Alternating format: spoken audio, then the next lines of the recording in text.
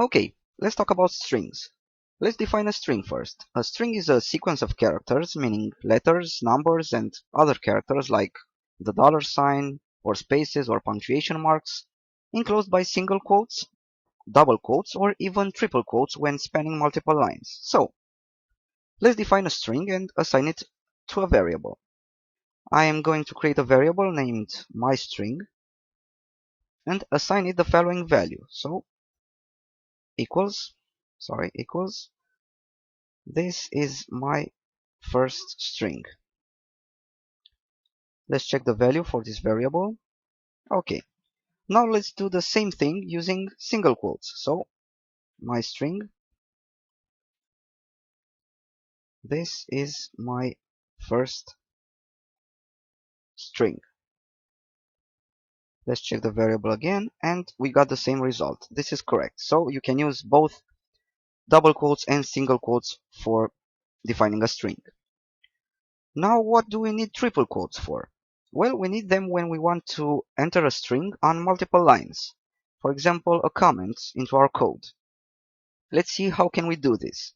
Let's assign the same text to the myString variable, this time with each word being on a separate line. So, myString equals triple quotes, this, enter, is my first string. And don't forget to close the triple quotes. Let's check the value for this variable now.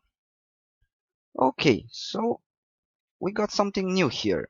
What's with all the backslash n's between the words? Well, they are called new line characters and they signal a new line being created at that particular point in the string. Okay, so how can we get rid of them? Don't worry, it's simple. We just have to add a backslash wherever we want a new line to be inserted. So let's test this. myString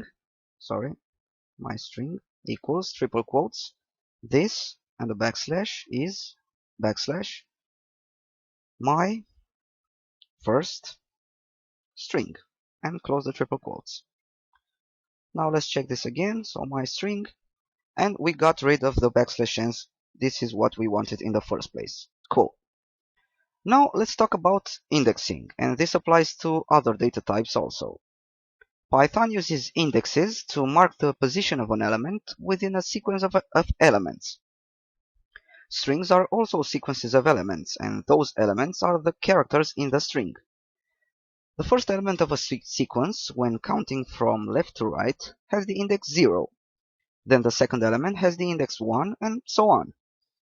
When counting backwards from right to left, the first index will be -1, so the last letter in a string will always have index -1.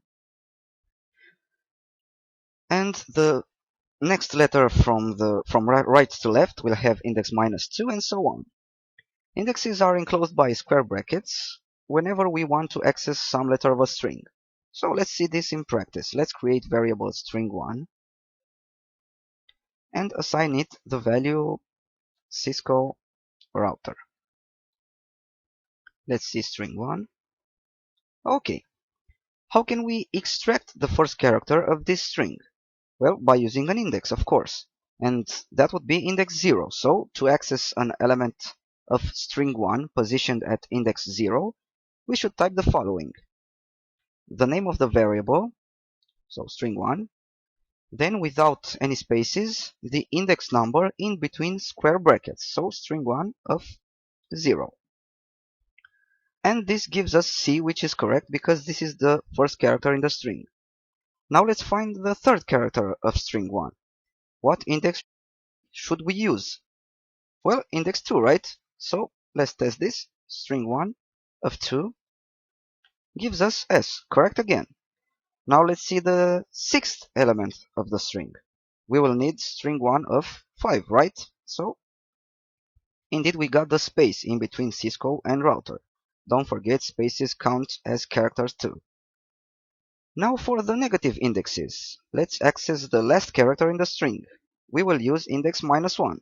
So string1 of -1 returns R, which is indeed the last character in the string. What about string of -4?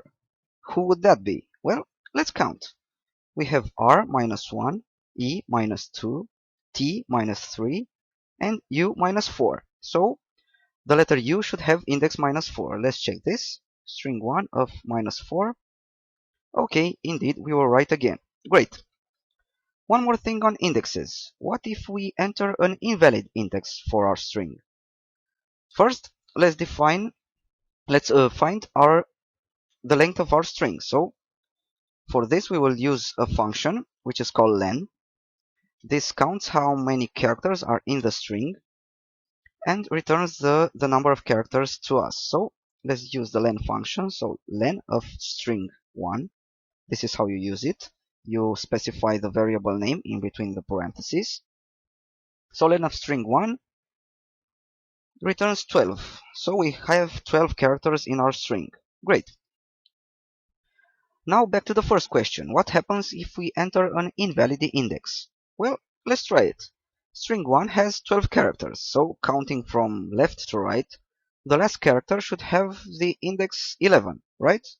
Let's test it. So string 1 of 11 is indeed R. So this is equivalent to string 1 of -1.